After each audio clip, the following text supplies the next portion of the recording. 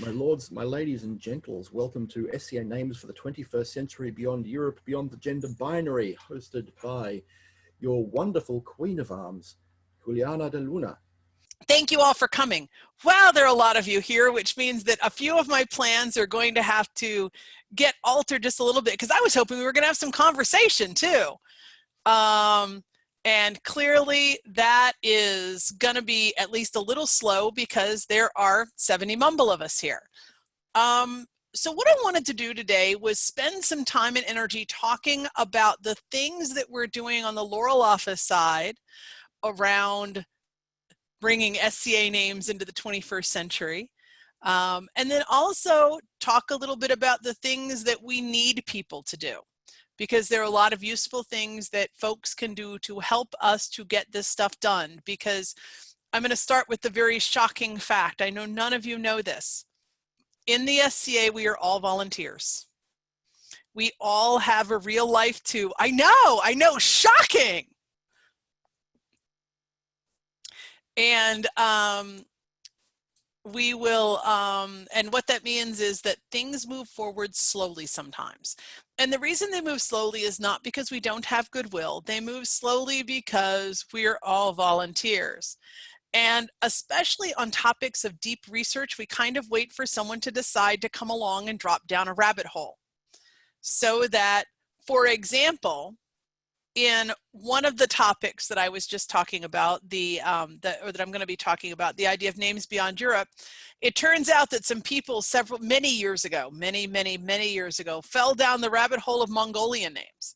And so we've actually had not amazing, but pretty good Mongolian name resources for, gosh, longer than I've been in the SCA. We've also, of course, had really good Japanese names for longer than I've been in the SCA, because someone fell down that rabbit hole too. But it's all dependent on someone falling down that rabbit hole, and somewhat less dependent on the ability of sort of the hardcore people who are actually in the seats. Wave at them, Alice. Like Alice, who to actually do the work ourselves. So just, I want to remind everyone of that. And so one of the things I'm going to be hitting you all up about before we're done is how you can help with some of these projects. So let's do this backwards. Let's start with Beyond the Gender Binary and then talk about Beyond Europe. So one of the things that there's been a lot of push toward is helping people who do not want to have names and titles that are either male or female in their gender markedness, to be able to find names and titles that make them happy. And we've made some real progress. I assume that everyone has paid attention to the fact that we at least have an AOA level title for English. And the thing about that is that at some level, that's, all right, that's not the game, just to be clear, but it's a really important part of the game. So there are a couple of reasons it's a really important part of the game. One of the reasons it's a really important part of the game is, here is the deal.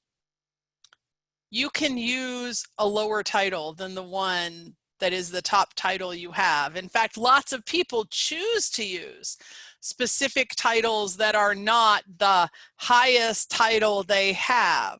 So for example, there are large numbers of peers who prefer titles like Baron or Baroness. And what that means is, if you want a gender neutral title, then, and as long as you have an AOA or better, you can use noble. In fact, if I were the good Spanish woman that I claim I am, I usually use dame. If I were the good Spanish woman that I would claim I was, the title I should use is very simple, doña. To this day, everybody from gentry, that is a sub AOA level title, up to the king or queen themselves, use the title don or doña. If you want to go look at the king, and you go look at the King of Spain's website, to this day, he is in fact El Rey Don, right? And if you go look at period, if you go look at period documents, you will discover that it doesn't even take that phrasing. It is literally, yo, Don Felipe, I, Don Felipe, king of, and then we're going to list the next, we're going to spend the next, 20 things doing a whole series of places that I am king of, and then another page of things I'm count of, and eventually we'll get down to my lesser titles. Seriously, there's a great late period grant of arms that seriously spends more than 2 pages listing out all the titles that I don't remember if it's Carlos or Felipe has, but one of the 16th century Spanish kings. So yeah, so you are always able to use those lesser titles. So I do want to say that. But at the same time, we also know that people want lots of other titles too. So just so everyone knows, while Don and Doña were used for the white scarf, in fact, the white scarf just kind of stole them. They are in fact in the alternate titles list as an appropriate title for AOA level award, AOA level folks in Spain. And while custom, then yeah, let those damn fencers. You all know that Alice is a fencer, so that when she says that, she says this with great love. Yeah, she holds up her mod. So while the fencers took over Don and Doña and made sort of an interesting political problem around the fact of how I, a good Spanish woman, should refer to myself, the fact is that the good English noble is always available for people who are at least at the AOA level. And of course, we have a nice gentle version. We have gentle, right, as a version of a non-gendered form of address for lower folks. But we also have a lot of places where we do things, right? So we've got the problem of dame, or rather dame, and how it should be used in French. So, right, we have lots and lots of issues around titles. So let's start with titles. The titles we have, they are a disaster. I mean that sincerely. The titles were created, the alternate titles list as a whole was created back in ancient and venerable days with people with dictionaries. Some of the, yeah, seriously, some of the words aren't period, and some of them people are sharing. If you're not reading this stuff in the chat, please read the stuff in the chat. There's a lot of stuff there, a lot of content, right? So I mean, we have this, you know, a set of really complicated, really messy kinds of titles. And so the first thing is we need people to do research on titles. So I'm going to put Ursula on the spot for just a second. Oh, Ursula. Hi, everyone. Guess how I just unmuted myself because I knew this was coming. So speak a little bit about how people can get involved in doing research on titles and be useful. Right. So I'm Ursula George. I'm currently palimpsest. And one of the things that I've done as palimpsest is I've tried to make it easier to update the alternate titles list. So if you are doing research into a particular time or place and you know about some titles that match up with SCA titles in a reasonable way and you would like to get them added, or conversely, if you're looking at the titles that are already there and you're going, what is this? What random dictionary was this pulled out of and how does it make no sense? And you would like to get those titles subtracted, what you should do is you should send an email to me at rules@heraldry.sca.org. I guess I'll put. Yeah, put it in the chat. Or you can find her in any of the myriad other places she is. You muted yourself again, by the way. So. Yeah, my sewing project hopefully did that for me. So yes, if you write to me, we can fix titles.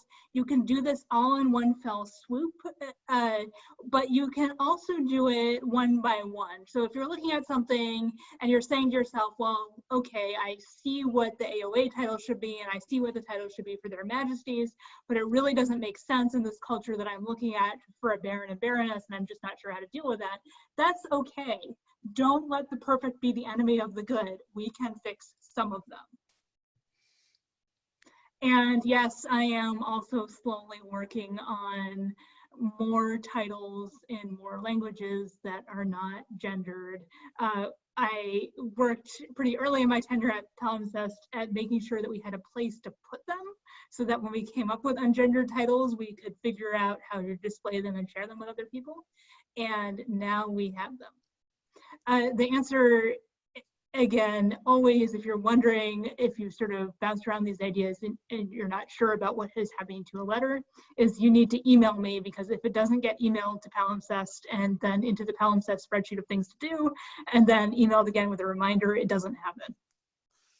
Right. And let me say one more thing about that. If you do not hear back from us, chances are we just got a little overwhelmed and you didn't make it to the top of the list and then we forgot. It's not that we don't love you. It's not that we're ignoring you. Please reach out a second time. So let me tell you one thing about my email, my official email gets roughly 100 spam messages a day. And sometimes the spam catcher misses and it gets overly or underly enthusiastic about spam. So occasionally I have found messages that I really desperately needed or wanted in the spam catcher and not having seen them. And so just know that sometimes you send us something and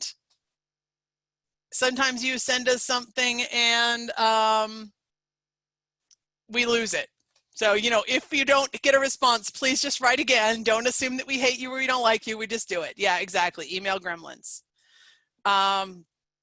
So seriously, that is something you can do. So do people have questions or comments or ideas about that we might want to think about as we make policy? I want to say really quickly as we do that it's really, really hard to please everybody, and that one of the things that I think we found as we did the English titles in particular was that even within the community of people who wanted to use gender neutral titles, there was not always agreement on what the best or most appropriate gender neutral title is.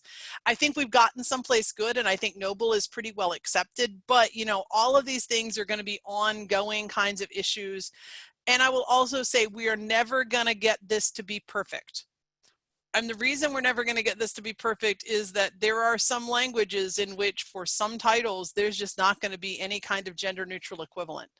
And there may be some, Spanish near and dear to my heart, that, I mean, even today they're inventing new words right this second to be able to use there. So to be able to use in gender neutral kinds of ways.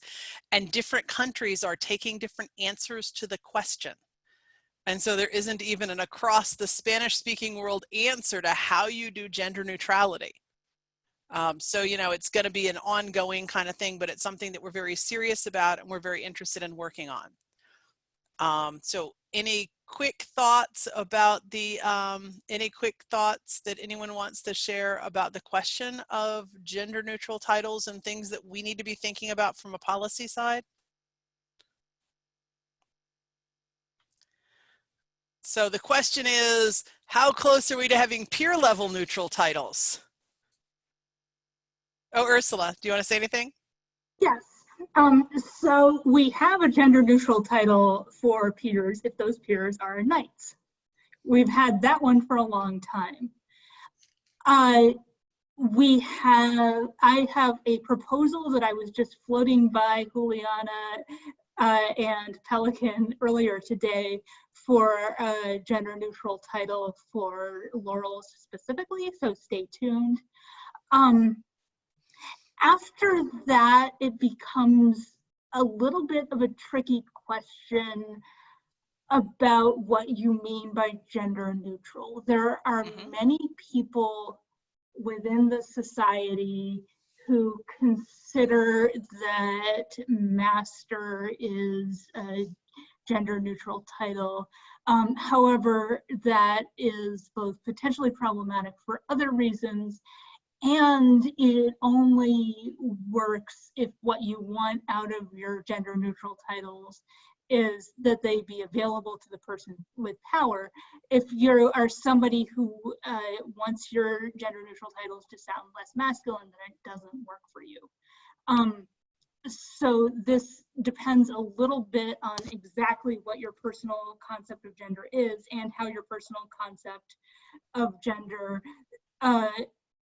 interfaces with people in periods concept of gender, which is not the same thing. So the answer is it's complicated. Right. And, you know, one of the things that we found ourselves talking about a whole lot when we started this is this.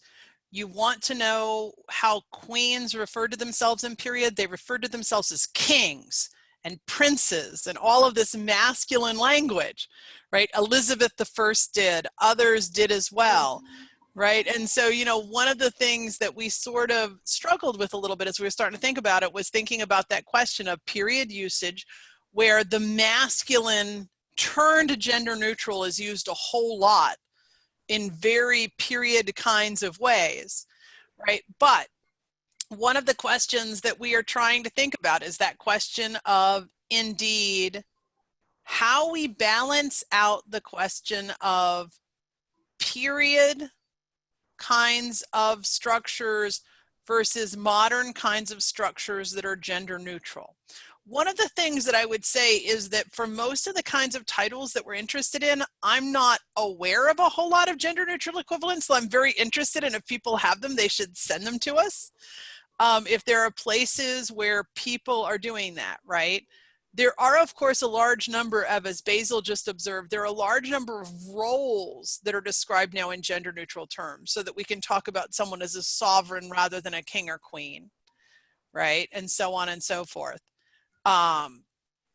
And there are, of course, a few languages like Japanese in which many of the titles are in fact already ungendered. But it's also true that there are a whole series of problems. So let me just say really quickly, oh, sorry, thank you. Let me run back to it. My answer to the question was, if there are titles that were specific to Unix, I'm perfectly happy to include information about them. I think we'd want to be very, very careful about using them in the alternate titles list in some kind of official way to make certain that people know what they're doing with those, right? Because in fact, I can imagine a lot of people who would be pretty upset thinking they were doing one thing when in fact they were doing something very different. And in fact, in one of those complicated things, one answer is to not focus on the alternate titles list, but instead to focus on a broader kind of article. So Tanguistel Verk Morgan Glassfriend wrote a fantastic article that is in her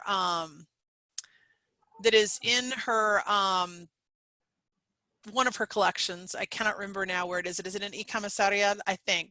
That is a long discussion of Welsh titles and what they are good for, that in the end we've used a bunch of for the alternate titles list, but has way more nuance and way more information than we can actually use for anything else. So let's work our way backwards through this. Sorry, question. Please go ahead. Yes. Same question going ahead for Gaelic. Not only, actually Gaelic has a bunch of gender neutral things, and that's going to be great. The problem, Bryan law is so specific in terms of you are called this if this many people look to you, and then you are called this if this many people look to you, and then if these guys look to you, you are called this. And what is our best guess going down that rabbit hole for like a title for Baron? If you are a non-Romance language and Baron doesn't mean anything specifically, how far, you know, King is pretty much a no-brainer. Prince is kind of a no-brainer, except we use it badly. Baron is crazy, you know. Baron is and it's such a popular title that I don't want to just skip over it, but is there a level I should be aiming at of find the guy who's in charge of X people? Or one thing I would remind you is it doesn't have to be one-to-one. We don't have to have an exact like single title corresponding to every single title in English. So if you have something that you know works for relatively important noblemen and you think that that might span a couple of titles, that's okay. Right. There's lots.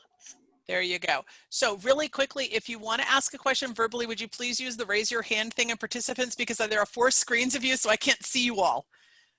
There's just there's 4 screens, so I can't.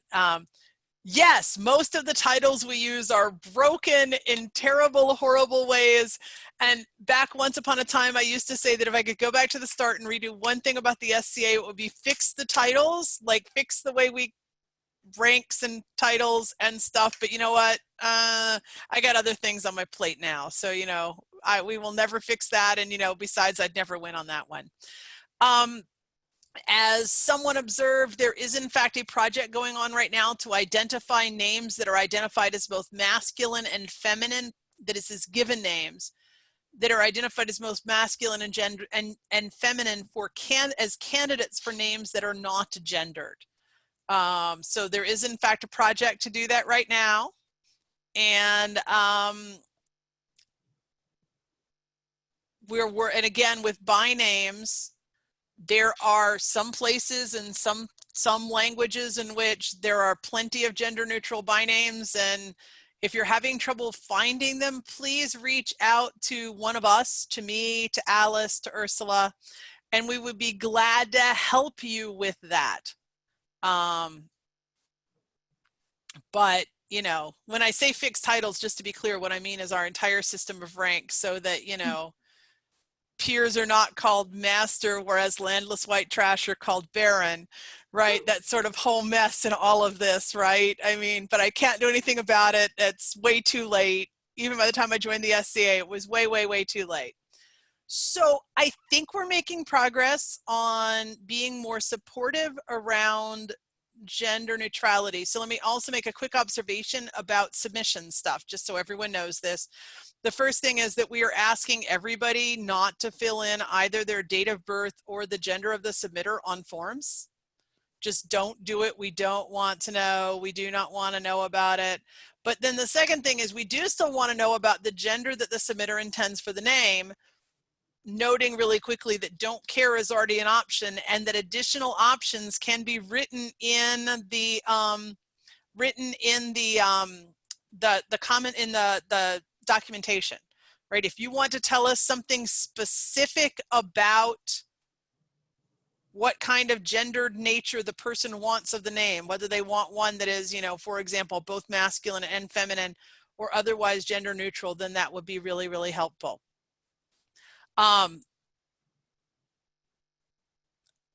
Yes, Ishvan, please do. I agree that gender neutral is very different from don't care, but really quickly, you can write other information in documentation. So if what you want is something that is gender neutral, then you can write it down. And it's a very helpful piece of information, so we greatly encourage it. When we get around to doing a revision of the forms, when we get Oscar 2.0 going next year in Jerusalem, right, then we'll go. So just so you know, Arwen, the reason we haven't added anything more to the forms is that there is already no more room on the forms. If we could figure out how to add some more stuff to the forms, we would, but there's literally no room to add anything, right? Right now, if you've tried to put an actual email in the form, you know that there's already really not enough room for email forms. But yeah, please write it in. Yes, and as Alice said, the more detail you give us, the happier we are. So, any other questions or comments about where we are and what we're doing on gender neutral names, titles, etc.?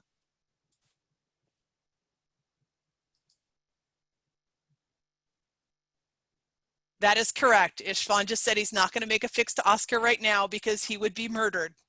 I would walk to Pennsylvania. By the way, that's, you know, for those of you who don't know, that's, you know, 2,500, 3,000 miles or something like that. Just across the continent, certainly.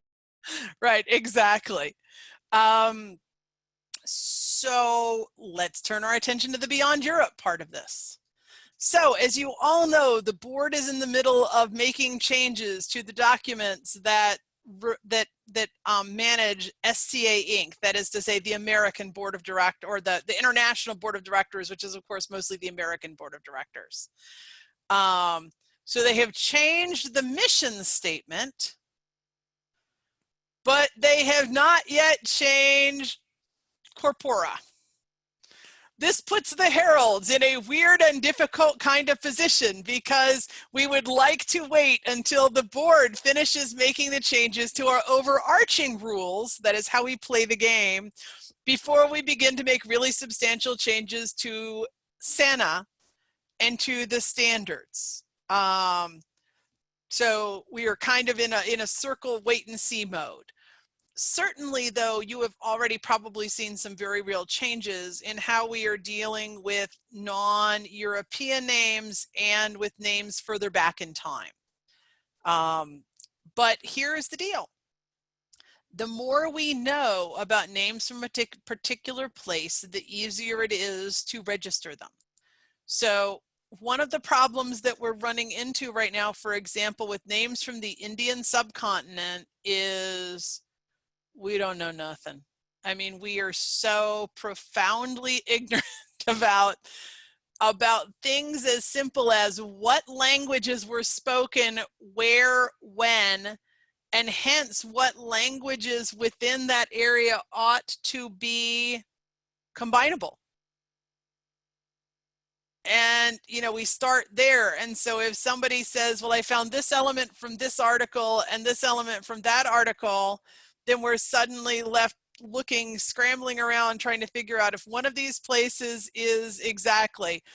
And when there is, as she says, when there's exactly 2,000 miles and 500 years between elements, then it becomes a real problem. And so our current policy is, yeah, that essentially all names from various parts of India, as long as they meet the temporal compatibility thing, can be combined together. And it's because that's all we got. We know it's terrible. We know it's awful. We know it's incorrect. But at the same time, we don't know what we're doing. We're still figuring it out. So here's the deal. How do we get beyond that? And it's not just there. I'm just picking on there because it's a place that, you know, drives us absolutely nuts. So what do we need? We need research. And so one of the things we did very successfully in the 90s was we had a big old project. Can you guys hear me? Yeah, thanks. Sorry. It's the muting, unmuting, and my system keeps saying I'm muted. Okay. So, you know, one of the things that happened very successfully in the 90s was we had this enormous project.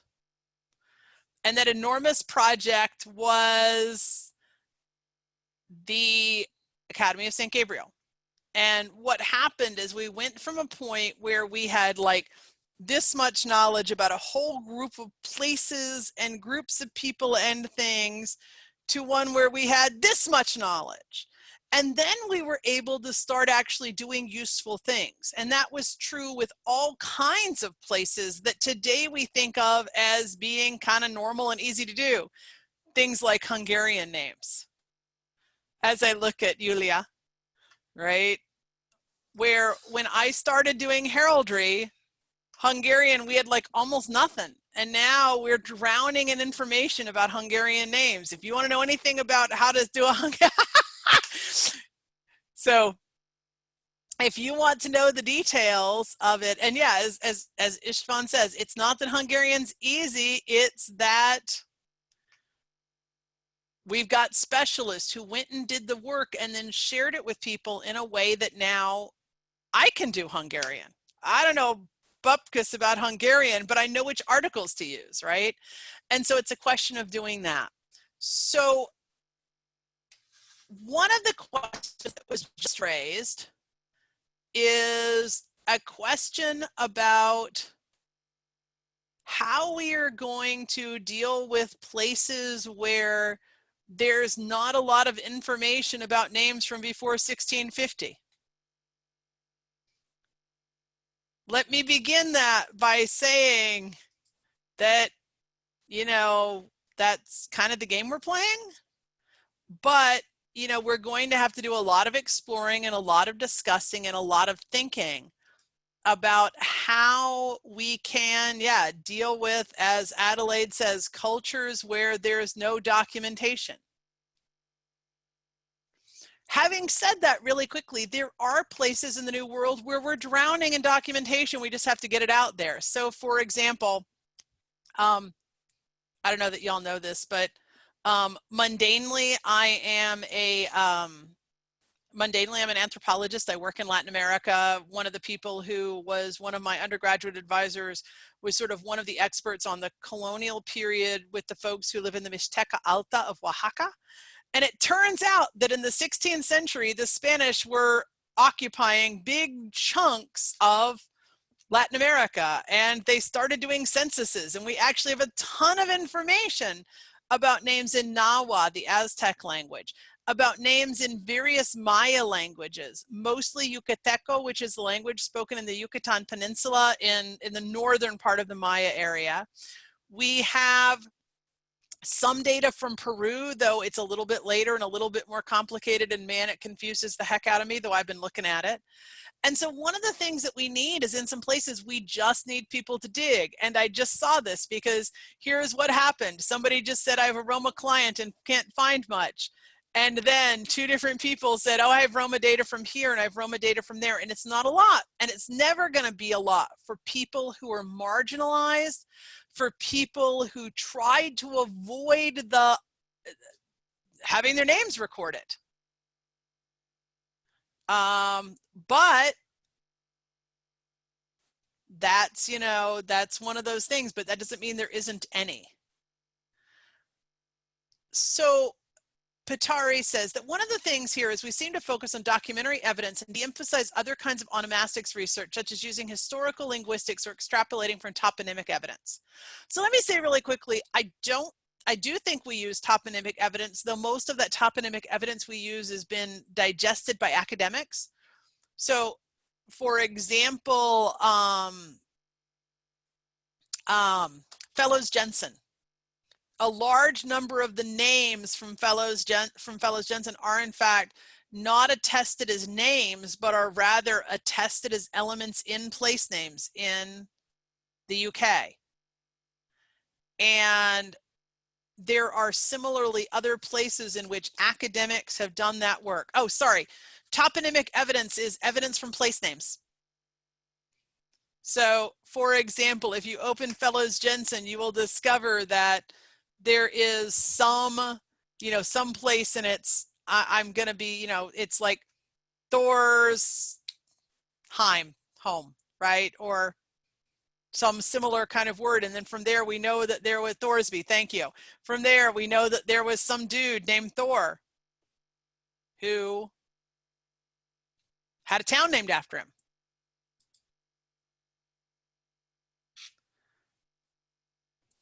I think we need, so Patari says that there's a distinct feel of having to register 15th century documentary forms instead of reconstructed 11th century ones, say. So one of the problems with that is demonstrating clearly, and you know this, Patari, but let's just say this part out loud, is proving that that 15th century name in fact existed in the 11th century, right? Because there are in fact whole groups of names that are introduced into new cultures that are invented that otherwise go in all kinds of ways. And so often the real problem is demonstrating that that 15th century name was around in the 11th century, so we can then create a hypothetical version of it. But in fact, we have done that indeed in certain cases. And so again, please, I'd encourage people to reach out and, you know, if we need to start creating some working groups to have conversations about these kinds of things. I think everybody knows that I'm one of those crazy name wonks and that, you know, before I was Laurel, I was Pelican. And so, you know, if you hand me like a book to do research, I'm thrilled to do it. But, you know, as it says, some of this stuff is just tricky.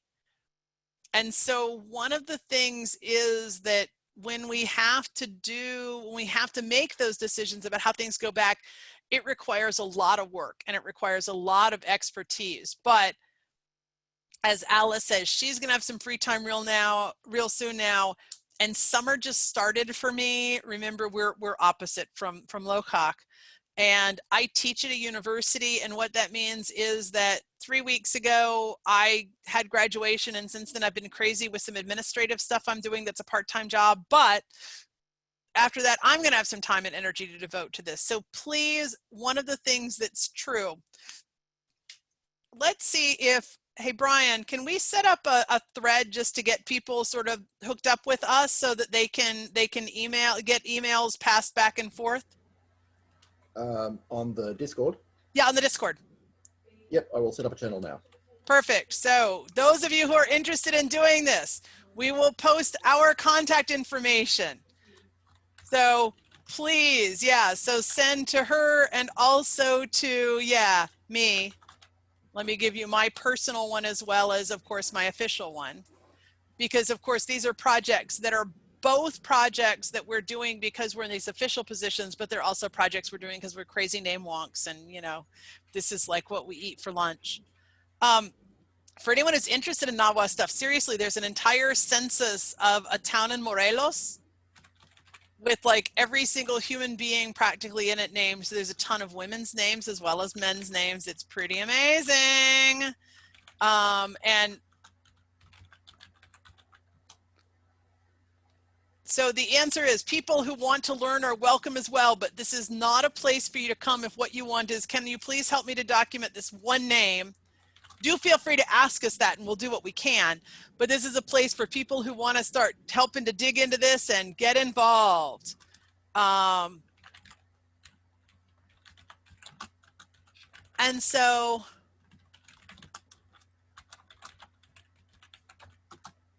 one of the things, thank you.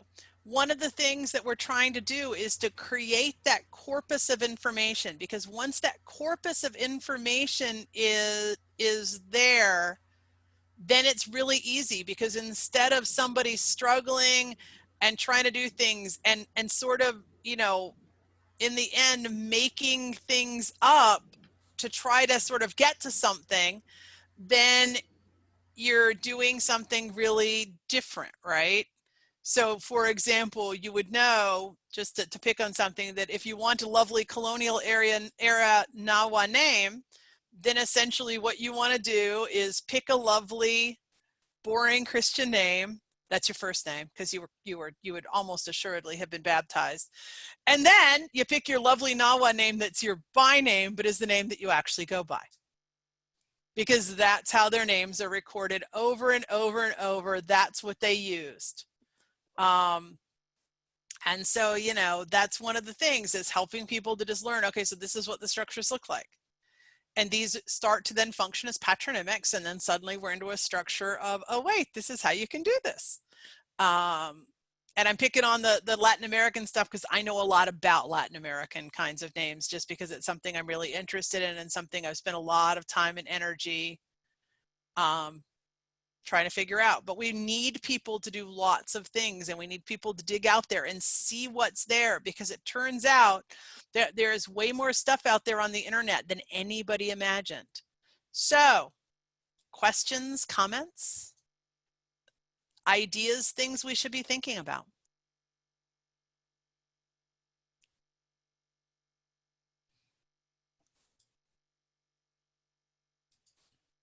Everybody's being quiet, which means, you know, everybody's there. I promise you it's worth talking. Juliana. Dime. Larry. I've missed you. Put me to work. Cool. Well, so seriously, we got the list over in Discord. Go over there. We're going to sort of try to get people hooked up so we can set something up to do that, right? Because there's amazing stuff out there. And one of the things we've got to do is just find it. And like, for example, I know a ton about what's available in Latin America. And right at the moment, sort of one of my off again, on again projects when I have time is trying to make sense of this Peruvian data, because it's whacked. It's so weird, and I stare at it. I speak Spanish really well. I thought I understood what I was doing, and then I'm staring at this Peruvian census data going, I don't even know what this is, right? Because sometimes it's like that. And as soon as I figure it out, then I'm going to set some other people free on it. How good does your Spanish need to be to do these research? Depends on the thing, right? Some of it is like literally, here's a census, go to town.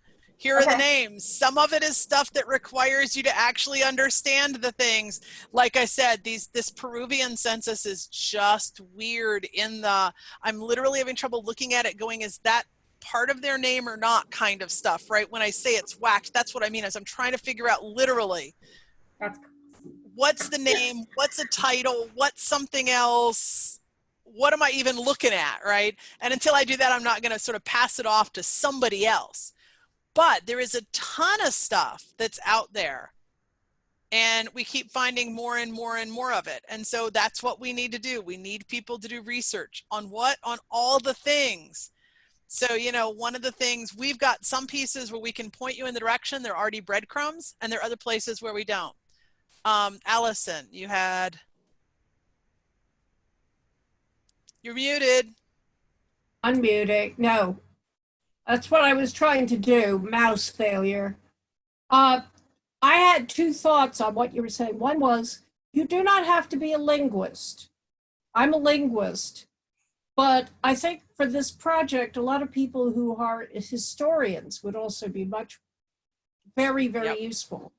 Because one of the things I notice reading articles and in commentary is that a lot of people who have the linguistic knowledge don't have the chronological knowledge and the contextual knowledge.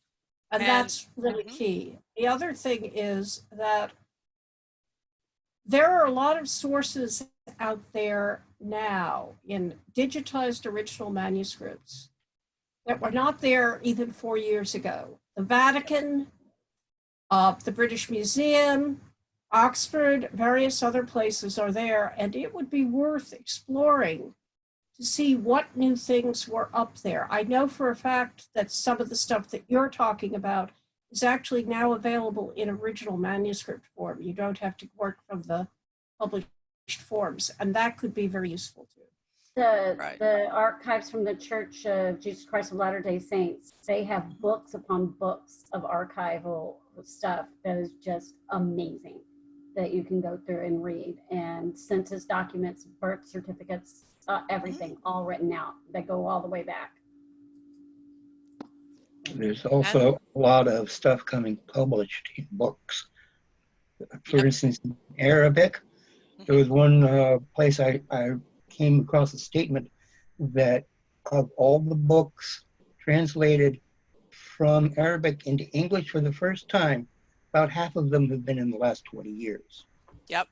So, and Basil's been doing amazing stuff with Arabic because it's really helpful to have someone who actually can make some sense out of the language. So, you know, I mean, it makes a big difference because, you know, a bunch of the stuff that's in Arabic is stuff that I did something with just because I stumbled across some sources that were first some Spanish language sources that I stumbled across actually in, you know, my research library at the University of Pittsburgh when I was in graduate school.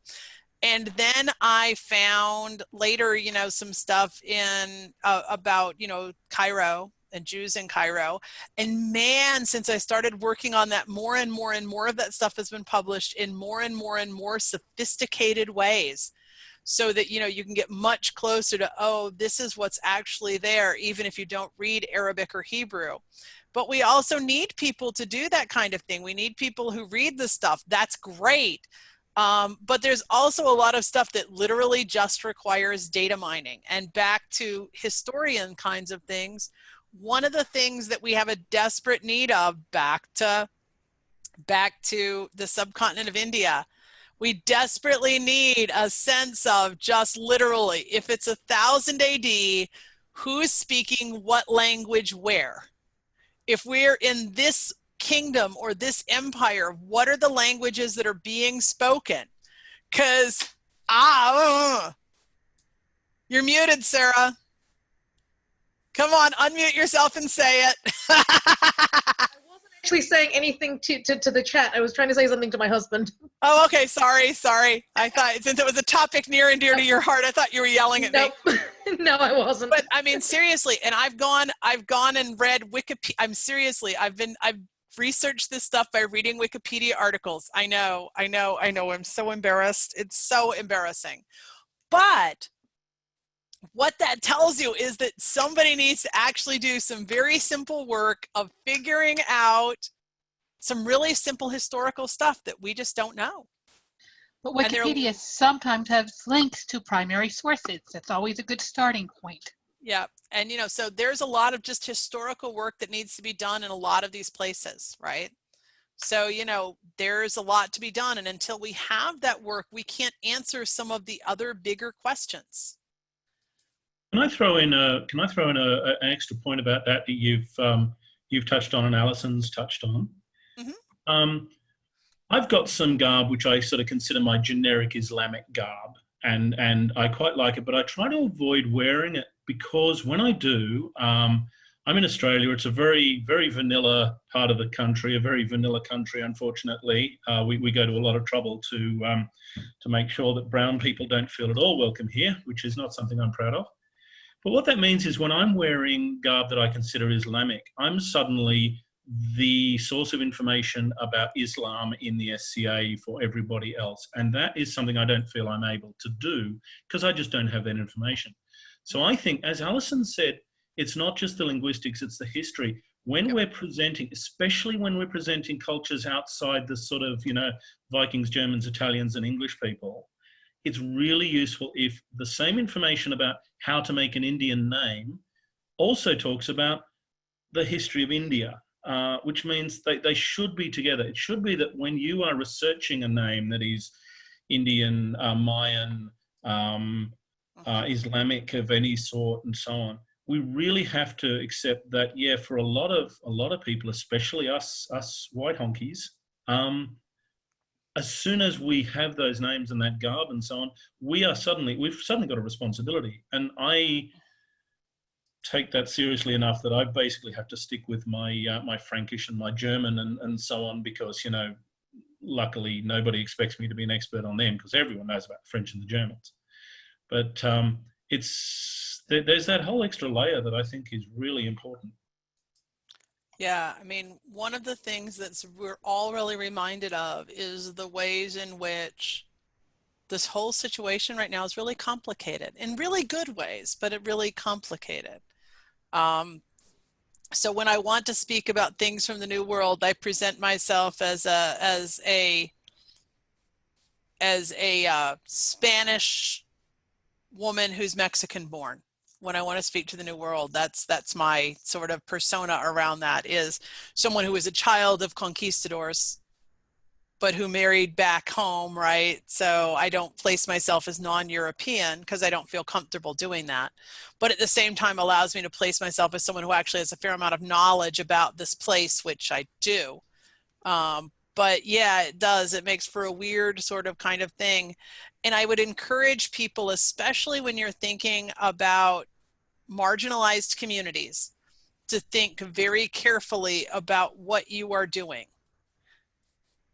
So that, we sometimes get really hung up on our romantic views of some culture or the clothes of some culture. And it becomes, something where we just all have to do some real thinking about it. So, but I think that there are places where people can do that and really respectful and really in ways in which they really can expand and share our knowledge. So I'm not saying don't do it. I'm just saying, be very thoughtful in your doingness of it so that it doesn't just turn into a situation in which you find yourself in that weird position of not knowing what to do or how to respond as you have people with these expectations of you. So it's just something to think about. And it's something to encourage submitters to think about too.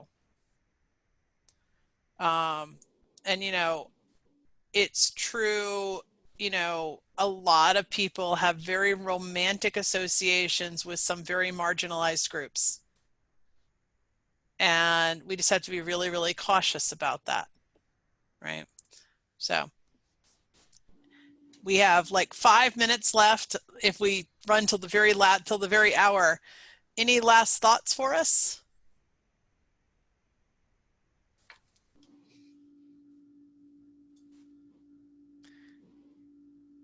That's an interesting point. Adelaide makes the point that she asks submitters why they would want to submit a name in a culture whose language they don't speak. I think that's probably a little hard, with the thought that, you know, it's easy for me to say because, you know, most of us don't, because most of the people who are here are from countries in which multilingualism is exceptional. Canada's, of course, a notable exception. You know, I think you've all heard the joke, you know, what do you call a person who speaks 3 languages? Trilingual, what do you call a person who speaks 2 languages? Bilingual, what do you call a person who speaks 1 language? American. That And indeed, as Fatari observes, even when we do have connections to these languages in these places, we don't really have a connection to the period versions of these languages in these places. So one of the really interesting things I found is that I can read period Portuguese really very well and modern Portuguese not very much at all. And it may in fact be true of all Anglophone places, and that's true. Modern Portuguese has really diverged from Spanish in really important ways that period Portuguese had not. And so I can read period Portuguese and I cannot read modern Portuguese, because period Portuguese is so much closer to period Spanish, which I can read. And that's, you know, it creates sort of this set of issues and concerns. So I tend not to push people on the question of languages, yeah, let alone the ability to do their historic ones. But well, it's not that I'm trying to police them and say, you know, no, you shouldn't do it. If you're interested in the culture, great, fine, wonderful. If that was Granny's culture, great, fine, wonderful. It's just that be prepared that if you are already looking for a name and you can't even get past the hurdle of what there is to learn about names in that culture, be prepared that every time you turn around to look at your personal history, your persona development, the arts you would have practiced, your daily life, are all going to be exponentially more difficult for you to look into if it's right. If there's a linguistic wall between you and that research. Yeah, and as Alice said, no one should register a name unless they can pronounce it. I mean, we're not going to stop you. We don't do a quiz or anything, but, you know, why on earth would you want to register a name that you cannot, in fact, pronounce? Just say it. All the Caitlins. Well, yes. I don't argue. By the way, I also don't argue with people about how they pronounce their names, because it just, you know, it's not useful. But in fact, there are moments where, you know, people pronounce things in ways that make me cringe, and I'm sure they make Brian. Do they hurt you? Yeah. So I hope that a lot of you then are thinking about this stuff and are willing to help us to be involved in sort of doing more research about them. Because if we want to be a society that's more inclusive, it's got to be based on things we know. I mean, we can make it up, but that's not, in fact, where we are. We are not at a point at which we make things up. We're at a point at which we try to understand what we know and what we do. So, Bruni, I want to know about your pain.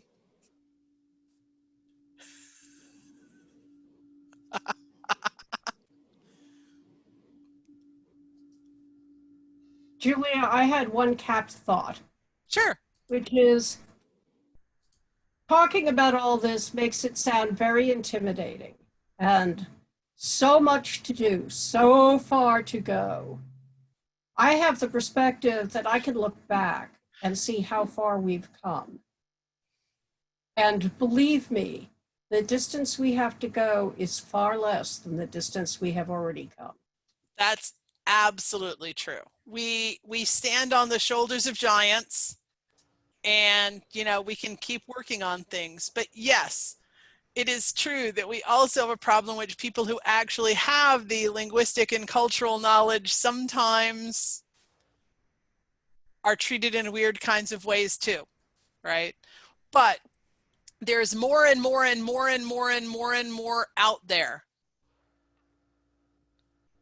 And so, you know, Baral says, please don't discourage new people from choosing non-European personas. That's how we end up with millions of articles about Norse culture and very little about Imperial China, because those newbies grow up and do research and teach. And if they're all doing European, that's what they're going to study.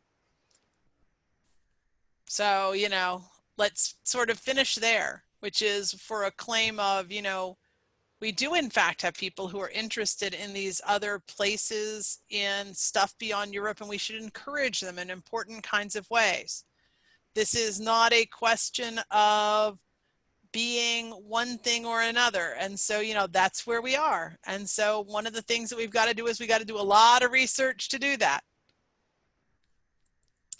But also, yeah, do remember that you need to do it respectfully, because, you know, one of the things that's sort of sometimes weird about the SCA, and, you know, I love the SCA, you know, but sometimes we do things in ways that are really weird and kind of appropriative, and you know, let me observe that some of those weird and appropriative ways are in fact period weird and appropriative ways. That is to say, they're things that period Europeans did. And so this is sort of a thing we've got to think about. So just think about it and encourage other people to think about it too. So we are at T-1 hour from a roadshow. I hope to see, sorry. Oh, no, go ahead. No, go ahead. I was about to say that seems like a good time to end the class and end the recording.